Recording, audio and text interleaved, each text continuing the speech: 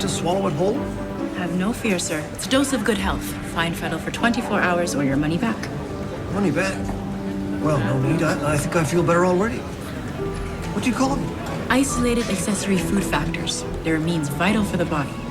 Vital amines. Well, here's what you could call them. Vital amines. No, vitamins. Vitamins. Vital amines. Huh.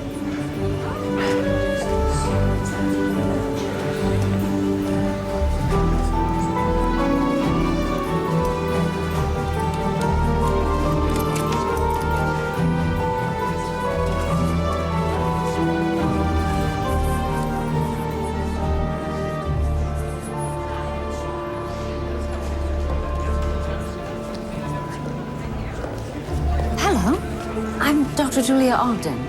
I believe I've heard of you. You.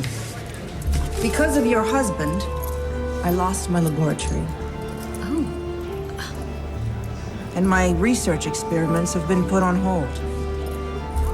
Well, it appears you're back on your feet. This is quite impressive. Miss Demeter, isn't it? Marilyn Clark. It's all theoretical. I need funding. I understand you're trying to achieve a world without men. First, we need to perfect refrigeration techniques to allow the fluid extracted from the male to be preserved. By fluid, you mean? A centrifuge would then sort particles according to density, allowing us to eliminate those carrying the male chromosome. And then finally, each remaining spermatozoon would be combined with a single egg from the mother. Outside of the womb? Eventually, yes. My initial findings indicate numerous complications. First, I hope to achieve my aims through intrauterine fertility methods. And you believe that to be possible? Of course. Why wouldn't it be? I see. Well, thank you.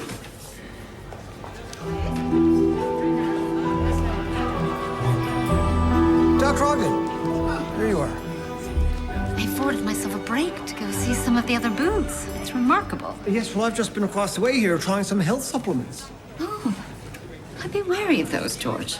Many so-called physicians pass off placebos as medicine these days. Some are actually harmful. Well, I don't think in this case, Doctor. I mean, if you're not satisfied, they'll give you your money back. They would hardly do that with a product that didn't work. In any case, the detective has asked that I come find you. There's something happening outside you'll want to see. Those before me have been content to experiment with animals. Julia, George, he's really going to do it. To do what? A human organ transplant. What's he going to transplant, sir? A foot? A head? A kidney.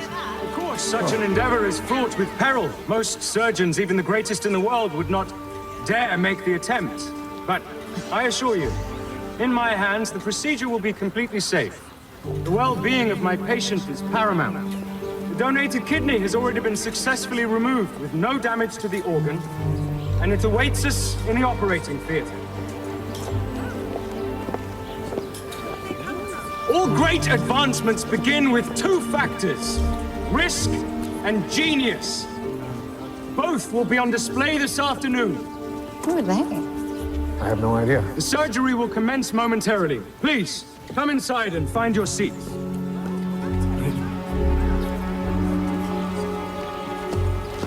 Excuse me, Doctor. This seems like an extremely dangerous endeavor. Well, not in my hands, madam. Are you aware of Dr. Landsteiner's research on blood types? How do you know about Landsteiner? I'm a police detective. His work was relevant to an investigation. In fact, I visited Landsteiner in Europe last year. Blood compatibility is crucial to the success of any transfusion or transplant, if there's nothing else. But, sir, you will kill this woman. Organ transplantation is still impossible, and you know it. This woman has months to live, possibly less. She is a willing participant. Fear and convention would condemn her to death. I bow to neither.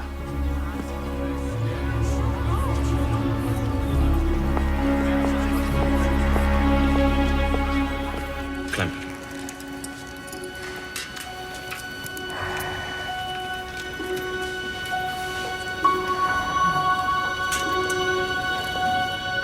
Sponge.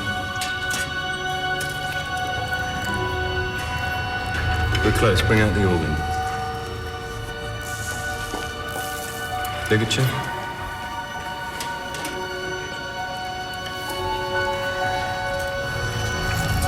There's too much blood. I've caught it. She's still bleeding. Should I put it back on ice? No. Get me a sponge. We've used them all. Well, then run the suction. It's running. Do it faster! Damn it, the clamps! Suction! Sponges, get me something. I can't see anything. There's too much blood. That's...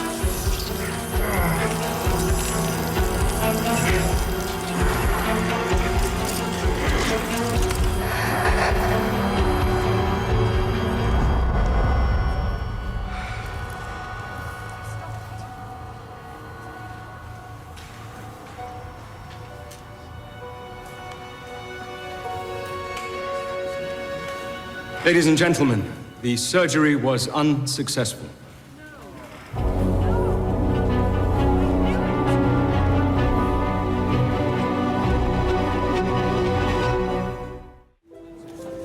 She bled to death. He must have nicked the abdominal aorta. Is that common? Not for an experienced surgeon. And if that is what happened, he should have noticed right away. It's a poor woman. What a way to die in front of a room full of spectators. Well, surely she consented to the surgery. She may not have known the risks. This Dr. Lennox could have misrepresented his abilities. Or he simply made a mistake. You're the detective, yes? That's right. I have a crime to report. Sabotage. Sabotage? How is that possible? I don't know, but my patient is dead, and it had nothing to do with me. Well, you're the surgeon. Surely you're responsible. Who are you? Dr. Julia Ogden, City Coroner. You cut up the dead. I am a surgeon. I have an instinct for the living flesh under my knife. There is no doubt something was terribly wrong from the first incision. Do you have evidence? This very morning, some hours before the surgery, I double-checked all my equipment, only to find that my tank of anesthetic had been drained. Luckily, I had time to obtain a replacement and didn't have to cancel the operation. But then that wouldn't have affected the operation itself. Well, no, but where there is sabotage, there is more sabotage. Whoever did this must be found out and punished. And how exactly is this my fault? Whose fault is it then? Why does it have to be anyone's fault? Everything is someone's fault, Thomas. You are always pushing him. I'm his father. I'm supposed to push him. We both can't sit around mollycoddling the boy. Oh, he could do anything he wanted with his life. He could be a lawyer or a dentist or write Canada's greatest novel, and instead... You asked me, Inspector? Margaret? Did you ask him to come in here? Oh, I can't. I don't. Get back to the recruits. I'll be over there shortly. Sir. And shut the door!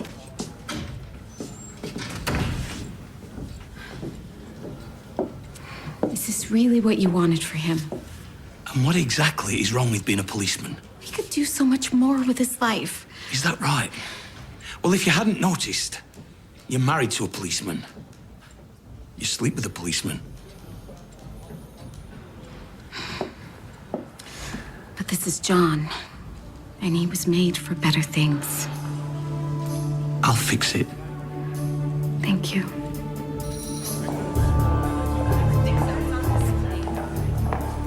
Excuse me, is it true the medical school is accepting ladies this year? It is.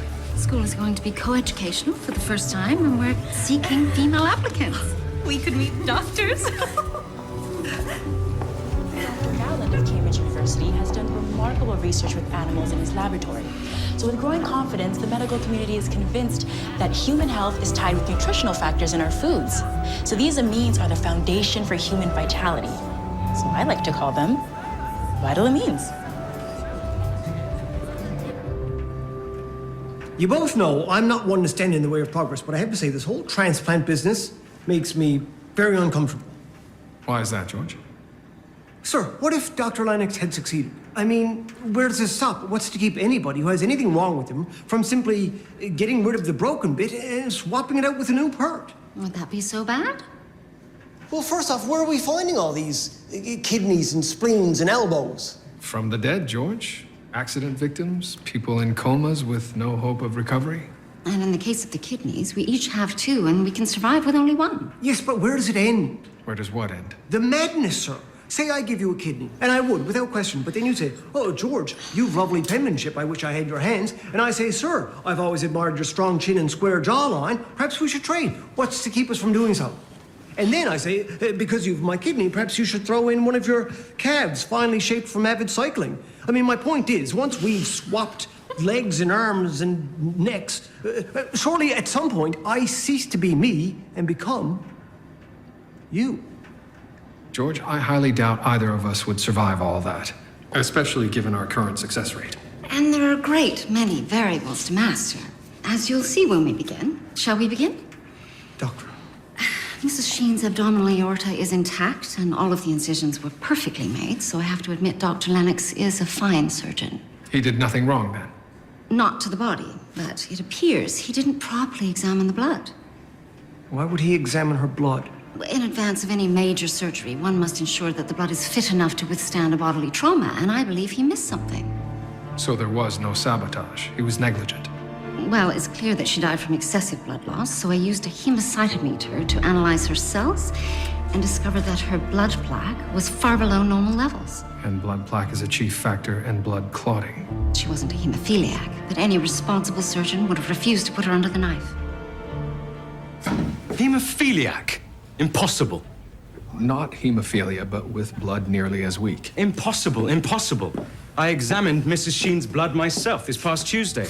Every result was as expected. Perhaps you saw the results that enabled you to proceed with the operation. Why would I need to? Do you have any idea how many people in this world are nearing death from a failing of the kidneys? Hundreds, thousands, perhaps millions. I'm afraid I can't simply take your word for it, Dr. Lennox.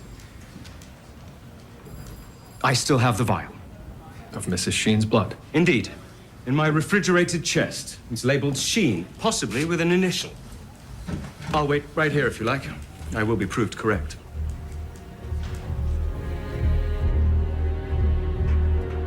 He's right. The plaque is normal.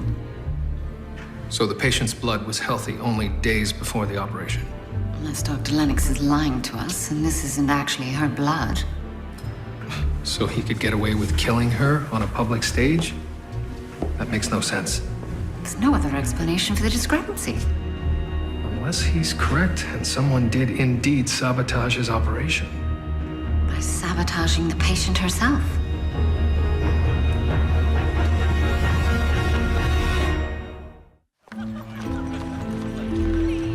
All we know is the patient had normal blood plaque one day, but not the next. Usually this kind of problem is caused by hereditary factors or problems with the thyroid. It would seem someone did this intentionally. We simply don't know how.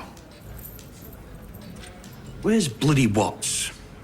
He asked for a couple of days off, sir. Thinks he can wander in and out of this station house and do as he pleases.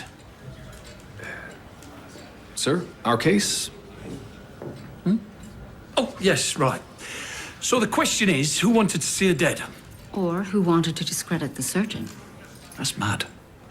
There was a man in the crowd who called him a butcher, but we have no leads on identifying him. I'm willing to bet that someone wanted this woman out of the picture. Start with the husband. Oi, lads, listen up. This is John Brackenried. Now, you're to treat him as you would any other new recruit. Any other new recruit who could have you sacked at the drop of a hat. Right then, John, you're with me. I'll show you the Wilton beat. Oi, Brackenried, where do you think you're going? Constable Craftry's gonna show me his beat. No, he's not. I've got work for you to do around here. Yes, sir. See that bunch of drunks? Yes. Round them up, throw them in the cells. Yes, sir. Inspector, you remember the last time we had that lot in the cells? Oh, I remember just fine. Don't you worry, Crabbtree. It won't be you that's on clean-up duty this time.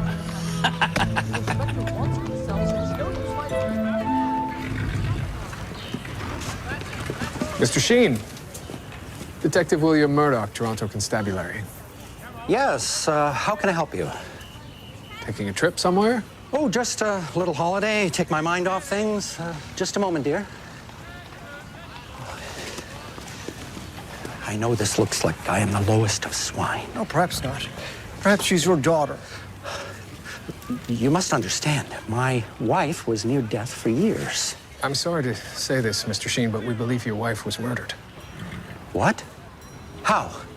By that doctor? We don't know, but we suspect foul play was involved. Oh. Oh, say I know how this looks, but I didn't do a thing to poor Regina. Did anyone wish your wife harm recently? Well, there were some men who came to see us. They left poor Regina quite distraught. Who were they? Oh, it was those people from the church. The ones that protested at that operation. Oh, what do they call themselves? The Christian Scientists. Therefore, metaphysics resolves things into thoughts and exchanges the objects of sense for ideas of soul.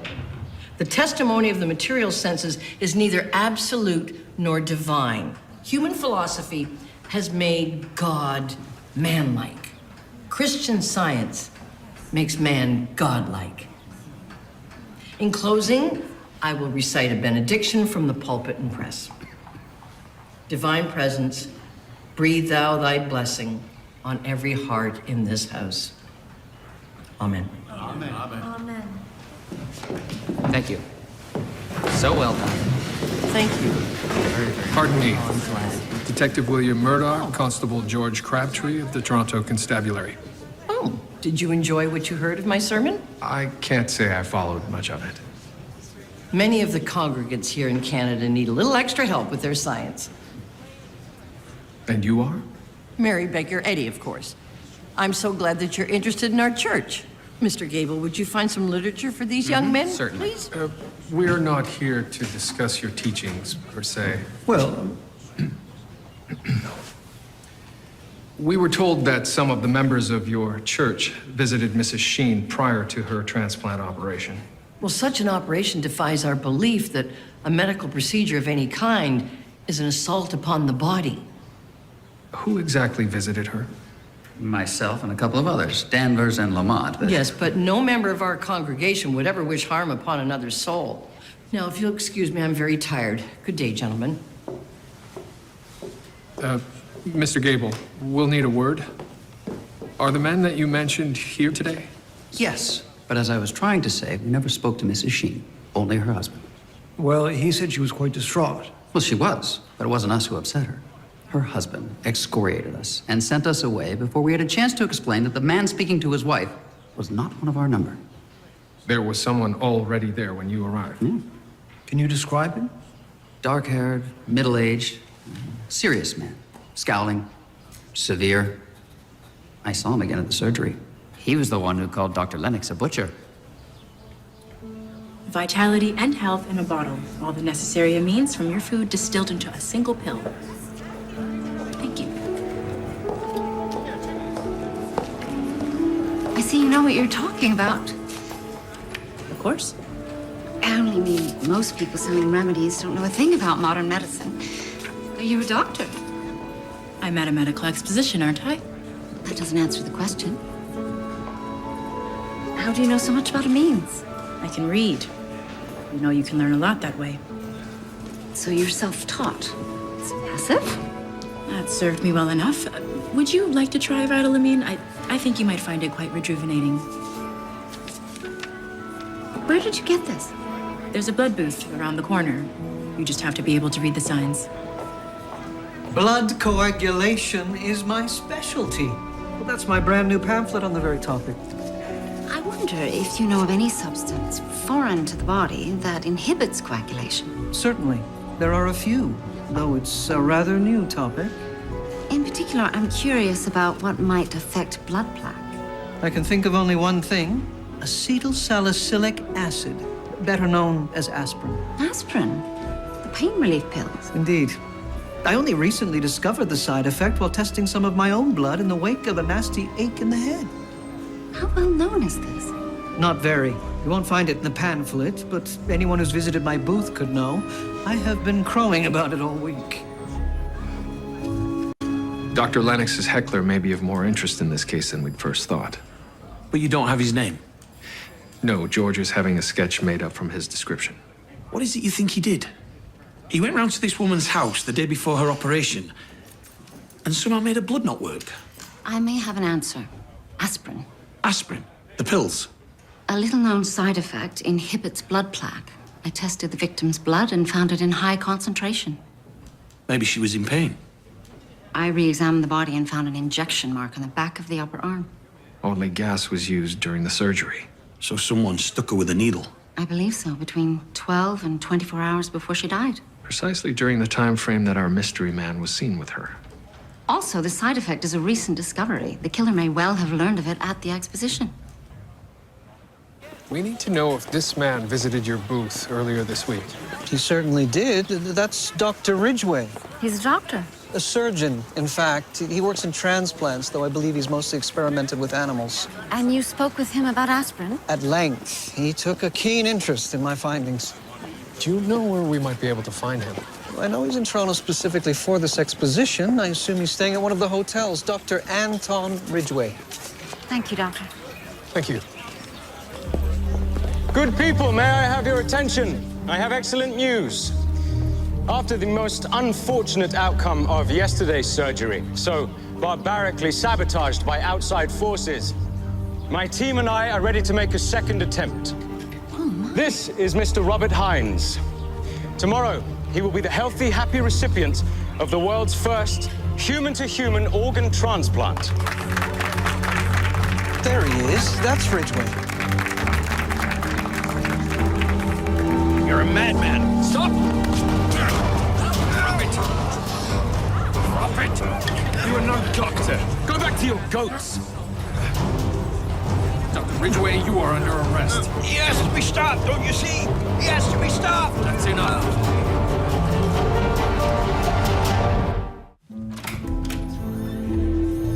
All right, you've caught me red-handed, there's no point in denying it. But it's Lennox who should hang. He's a murderer. Well, he performed the surgery, but Mrs. Sheen died because of you. Me? I had nothing to do with that. We found evidence that the surgery was sabotaged. She was poisoned, in effect, the day before the operation, and you happened to have been with her that very evening. I was trying to tell her not to go through with it. Just a kindly conversation, was it? I implored her to withdraw, and she became upset. It was for her own good. That monster was planning to slaughter her in front of a crowd of spectators, and he went ahead and did just that. Oh, that monster was about to beat you at your own game. What are you saying? You're a transplant surgeon. This upstart came along to steal all your glory. Medical science is not ready for a human organ transplant. If we fail now on the public stage, it will set the entire endeavor back years, even decades. I had to stop him, even at cost to myself. Is it merely a coincidence, then, that you've recently taken an interest in the effects of aspirin? Aspirin, what of it? You asked Dr. Kemp about its anticoagulant properties. Yes, but Then you used a needle to give some to Mrs. Sheen, knowing full well what it would do to her. I did no such thing. I am a surgeon. I keep myself abreast of the latest research so I can avoid tragedies like this. Lives are at stake. Lennox is a killer, not me.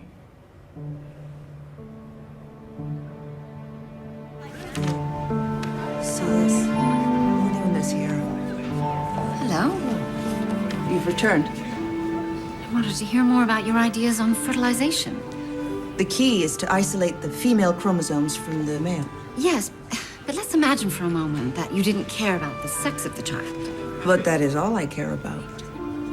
Well, then let's take that aspect as a given. Oh, the rest is simple. One merely needs to encourage conception at the time of insemination. And how would that be accomplished? There are several avenues. Female fertility has long been ignored by male researchers. We knew more 1,000 years ago than we do today. Is that so? Oh, yes. My research on the matter. May I read this? All right.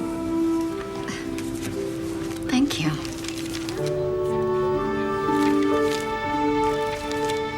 So what do you think? He attempted to assault the doctor, but we have no evidence that he went as far as murder. He had motive. He wanted to do it, he did it, and now he's lying to spare himself the noose. Yes, sir, but motive alone is not enough, particularly given how many people wanted to see this transplant fail. Including the husband. Wasn't he already stepping out with some trollop?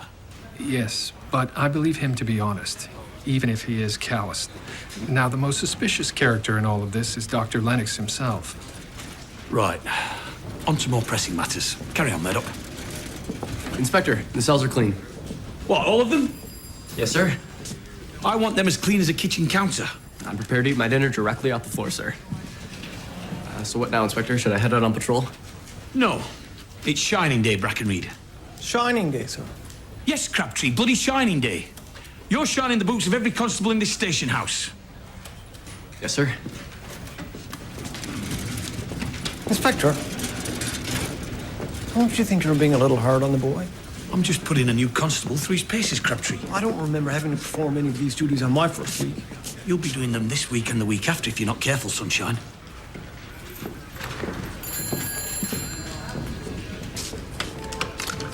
Constable Krábtri.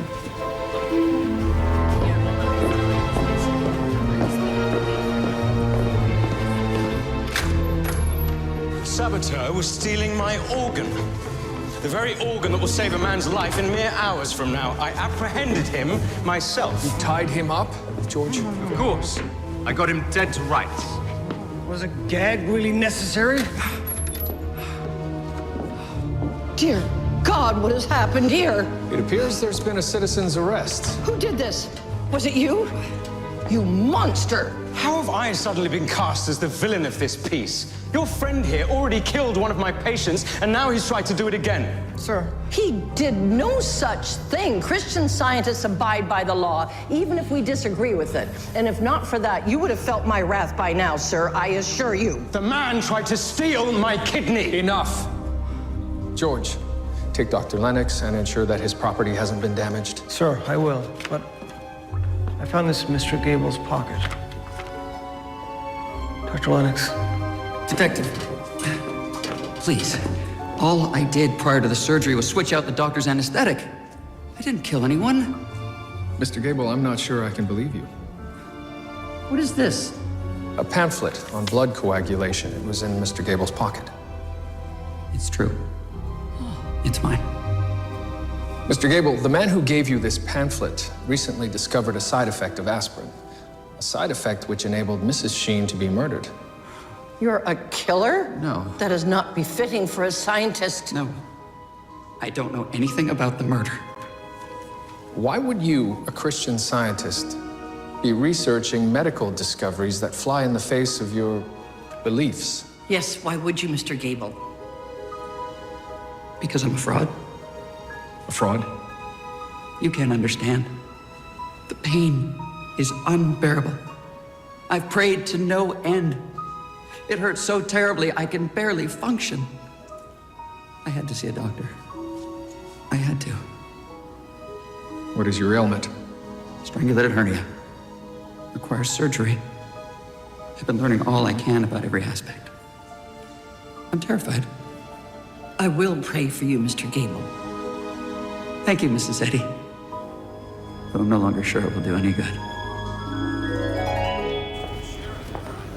You could help people more with some training, you know. How do you mean? You could do your own research. Create even better supplements. Now, why would I do that when people buy these ones? You don't want to help people? Do these pills actually do anything? Or are you just parroting jargon you've stolen from real doctors? And what if I am? They still make people feel better. No, real medicine actually makes people better. I'm just trying to make a living, and I'm making a fine one. Oh. Thank you for your advice all the same.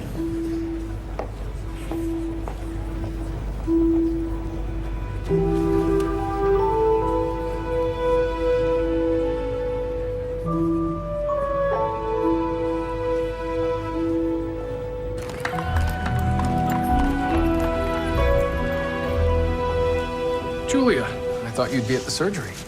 I'm curious about the result, but I'd rather not witness another death. Did you arrest your suspect? Mr. Gable's doctor confirmed his story about his upcoming operation. He was against the transplant, but we've no evidence that he's our killer.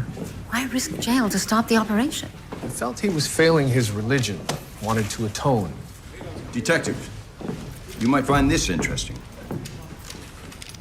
The Mad Butcher of Milan. What is this? It's a news article from the Continent. I've only just received it. It's about a failed surgeon? Not a failed surgeon. A veritable killer. The man killed 3 women in the operating table in the span of only a few months. Surgeons lose patients all the time. Do they? Through experimental surgery. Dr. Ridgway, I fail to see the relevance here. This is about a Dr. Julius Henthorne. Oh, indeed. Apparently his reputation followed him across the Atlantic. Dr. Henthorne legally changed his name only last month. He now goes by Bertram Lennox. The surgery's about to start. Lamp.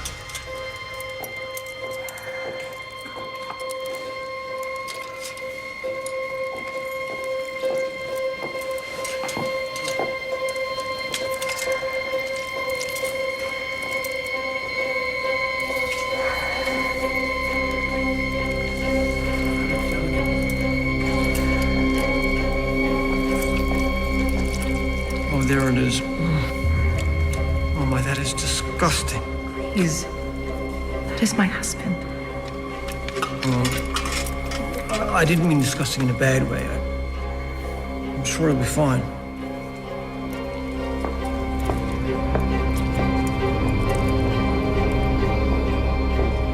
George.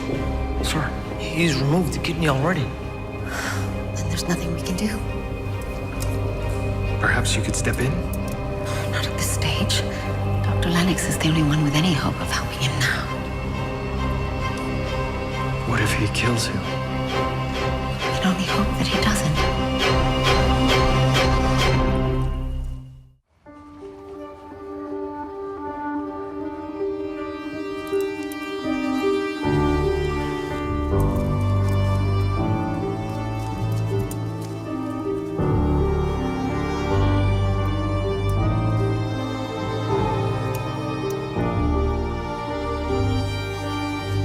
Ladies and gentlemen, the surgery is complete, and the patient is alive.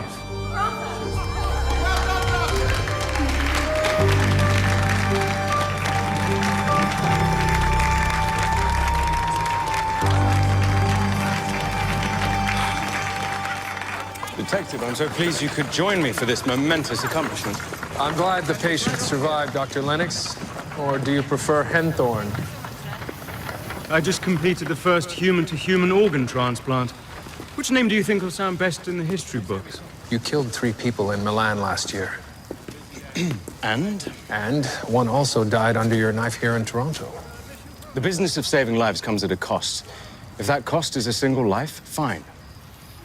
4 single lives so far. 4 lives. You accuse me of losing 4 lives. 4 lives is nothing. Anyone with a conscience would disagree. It is those who stand in my way who are without conscience. I carry the weight of those 4 lives, and I do it gladly. I do it for the world, for the future, for humanity.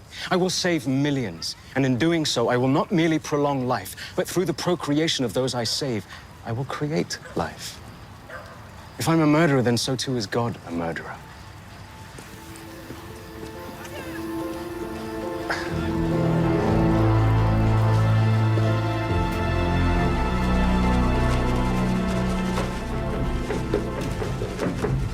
John, surely your shift ended hours ago. I'm just finishing this last pair. I'm getting faster, though. I can get a true mirror shine in less than 90 minutes. Shall I do yours next? You don't need to polish my boots. The inspector said every pair in the station knows. John, it's true that your father was hard on everybody, but, I mean, this goes beyond. He's being hard on me because I'm his son. Doesn't matter to me, though. I'll show him I can take it. You're a young man. I mean, you could do anything. Why are you so intent on becoming a policeman? Well, it's the most honorable job I know. Constable Brackenreed, how's it going with those boots? I've shined nearly every pair in the station now, sir. Fine. Will I be on patrol tomorrow? We'll see. You can finish the boots tomorrow morning. You can take the streetcar home. Thank you, sir. Listen, a few of the lads and I are going to go out for a drink. Why don't you come with us? Really? Yes, sir, I'd like to. Excellent. And you don't call me sir, we're both constables. More importantly, answer me this. If I took the brain of a cat and put it into a dog, would I have a cat or a dog?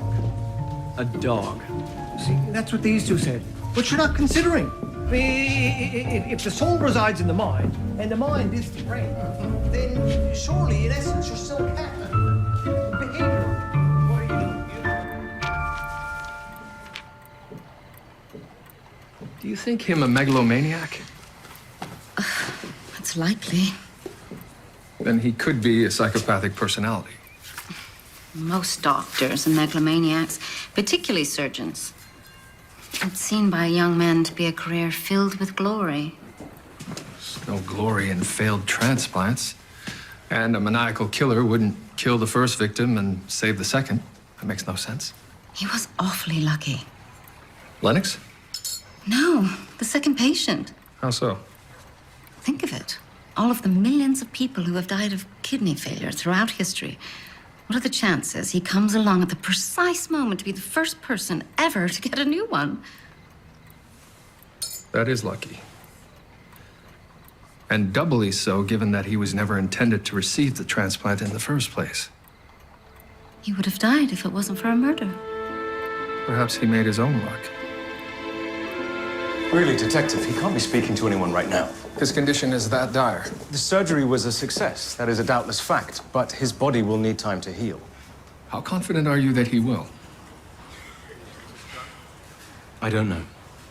So it's possible he may not recover. The kidney is not yet functioning. If it doesn't, it is unlikely his condition will improve. If he passes before I can speak with him, I may never learn the truth about Mrs. Sheen's murder. No. No, he couldn't have done it. Why do you say that? I know what you're insinuating, but that poor man has been ill for months. How exactly do you suppose he murdered someone?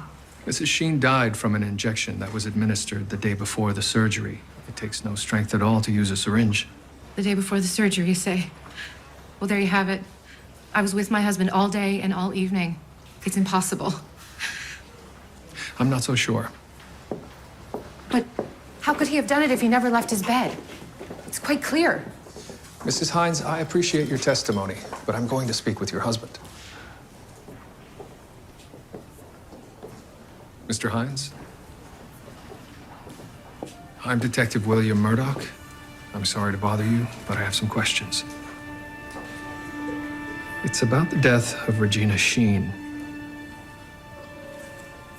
I killed her. Yes. You gave her an injection, is that correct? I wished her dead. So many times. I wished that she would die so I could live. Yes, but did you kill her yourself? By your own hand? Mr. Hines, did you visit Mrs. Sheen the day before the surgery? Or were you home all day with your wife? Yes. I was with Jeanette. So you didn't visit Mrs. Sheen? The two of you were together all day? Yes. No. I didn't go out. But Jeanette. Your wife. Your wife left the house that day. She does everything for me. Please, don't say any more. I didn't do anything but pray. Of course not. You didn't do anything wrong, my dear. I love you. You know that. I would do anything for you. Anything at all. Please. Robert, don't leave me.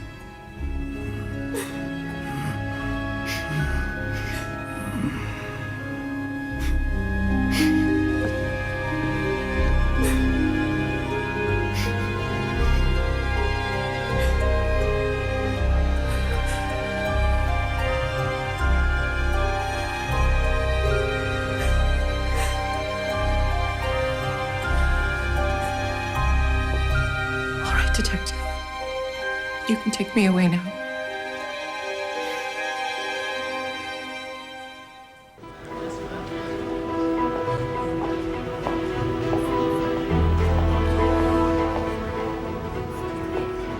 What if I did want to help people? I beg your pardon? Well, like you said I should. If I wanted to help people, what do you propose? Well, you're aware the University of Toronto Medical School is now accepting female applicants. So, even if they wanted me, I couldn't afford it. If you're accepted, I could arrange a scholarship to pay for your tuition. But that would only be for someone who really wanted to help. Do I look like someone who would fit in there? Does that matter to you? Probably not, but I can't afford to just go to school all day. Well, then you could work for me. Work for you? If you're accepted into medical college, I'll see to it that you have what you need to get by. And why would you do that for me? I'm not doing it for you. I need an assistant. It's hard work. It's long hours, and it involves a lot of dead bodies. But if you really want to help people, I'm offering you a chance. You're a real doctor. Dr. Julia Ogden, City Coroner. Violet Hart. But I must warn you, I have no intention of being your assistant forever. Well, I would expect no less. I'm sorry your transplant was a failure. A failure? Not in the slightest. One of your patients was murdered and the other one died. Yes, I failed to save a life this week, but an unsuccessful attempt is not a failure if that failure is followed by success. This, friends, was progress. Good day. He's right. Progress requires risk. Someone has to be brave enough to take it on. Hardly heroic when the risk is only to others. Could you wait a moment?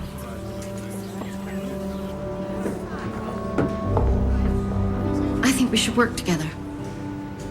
On what? On your proposals regarding hormones and reproduction. Why would we do that? It'll take you a step toward your goals, prove part of your concepts. But why do I need you?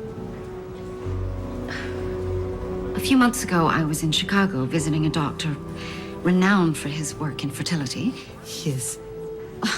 He couldn't help me, but he thinks that I should be able to conceive. You seem to be talking around the point. The point is, I want to see if your ideas can truly cure infertility in women. I'll provide the necessary funding. Where would we find a test subject willing to undertake experimental hormone replacements? You misunderstand me. The subject would be me.